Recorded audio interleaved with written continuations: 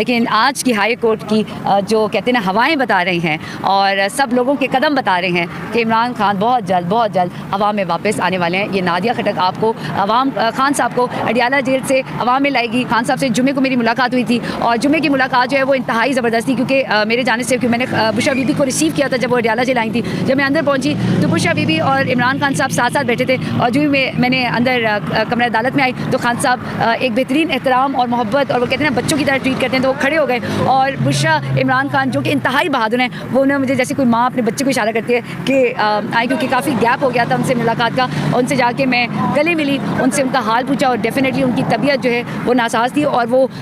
लेकिन उनकी एक ही फ़िक्र थी, उनकी फ़िक्र थी इमरान खान। सियासत से इन किसी चीज़ से ताल्लुक़ नहीं है, उनकी नज़रें, उनकी आंखें, उनका दिल सिर्फ खान साहब को देखता है। इस बीमारी के बावजूद, इस बनी गाला में जबरी उनको सज़ा करके जबरी उस तरफ रखने के बावजूद वो ये कहती हैं कि ये कैसे हो सकता है कि